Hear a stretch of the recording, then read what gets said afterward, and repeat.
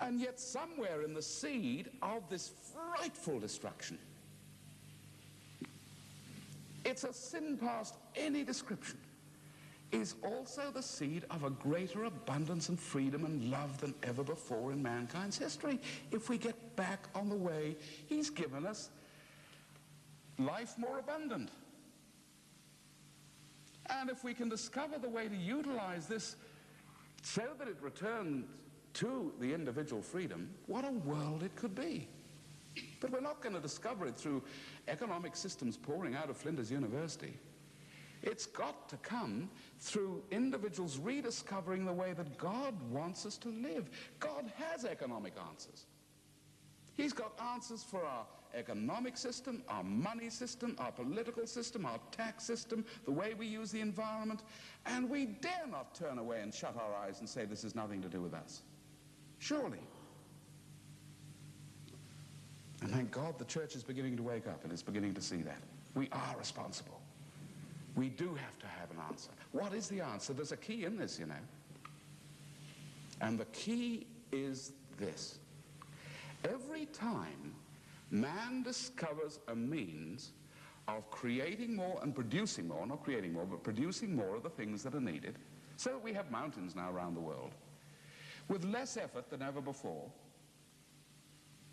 are the costs of production going up or are they going down? And surely you'd have to argue they're going down. The costs of the man who spent a whole day walking around a paddock to get 1 acre of wheat in are 10 times as great as the 10 minutes we take to do that acre a day.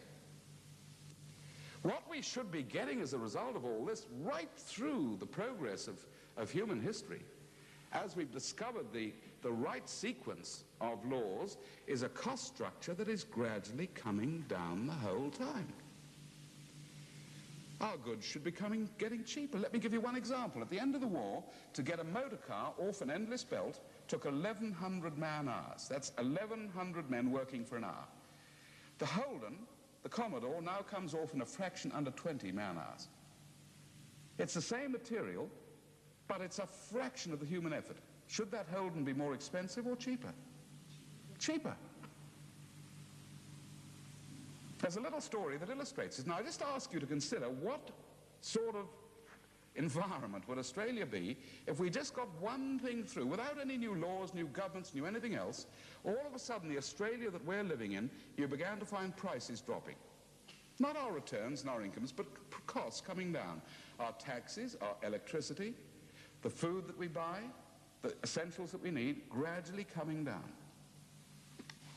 For a very short while, I think we'd glut ourselves. This happened when they took sweet rationing off in Britain at the end of the war.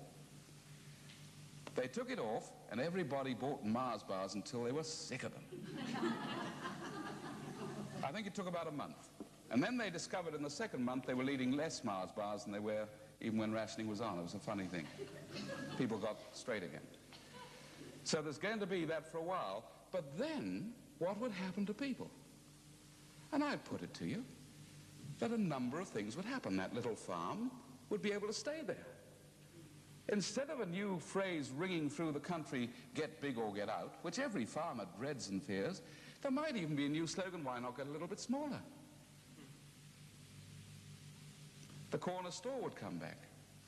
Wives who genuinely wanted to, there'd be no force, could drop out of the workforce. Many daren't do it today and be with their kids. Husbands might genuinely take 2 or 3 months holiday each year. You could afford to do it. There was a time we used to do this in Australia. I bet a community up in Queensland not long ago, the whole district took 3 months off to build a hall. Wouldn't dare be able to afford to do that today. Parents could communicate with kids. People could retire earlier, which would open up new opportunities for those who wanted to get into the workforce, who at the moment are totally denied. There's no path through for them. Homes would become available to young people who want to get married. Interest rates would come down. Isn't that the sort of world we'd have time to speak to each other? We're running most of the time now. And sit down and have those community things we used to do, not just in the church, but the 101 other ways we used to live. Go round and look at the Australia of the 1920s and look how many things were done simply, not by government handouts, but people getting together and building the local hall or making a tennis court or doing those sort of things. That's what ought to be happening. Why then is it not being done? There's a little story illustrates this. It's the story of a man who was washed up on a desert island. I do apologize for island stories, but they're often the best way of getting it through. And he was the only survivor. The ship had gone down, and in the middle of this island, there was some coconut trees, and his one chance of life was to get some coconut down. So in the morning, he was pretty unfit, tried to climb up a coconut tree, took half the skin off his knees, got up to the top eventually, hooked an arm round, and knocked down a coconut. Plop. Slid down the tree, took all the skin off the other knee, got down to the bottom, ate that coconut. And that gave him the strength the next day to repeat the process. And so he had a little cycle going on the island. Every day his production was a coconut. Every day his consumption was a coconut. If you wanted to work out cost of production, you would have to say it was one coconut over one coconut, wasn't it? Say if this is a bit too complicated. Then one day he learnt the knack. He was getting fitter. He'd learned how to climb, climbed up that tree, hooked his arm round, and down came 4 coconuts.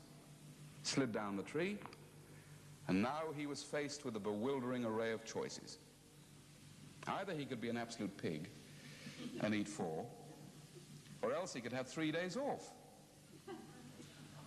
But what was cost of production now? Surely it was 1 coconut over 4. It's a quarter of what it had been before. Every time we discover a new way of using God's creation beneficially, things should be getting easier and not more difficult. I tell you that story because I saw this school run by Eric up in Toowoomba a few years ago, and we had 3 economists from the Darling Downs Institute of Advanced Education in the audience. And that they finished when they got to that story. They went right down the back of the hall and they sat round a little table with a pencil and paper. 1 coconut over 4.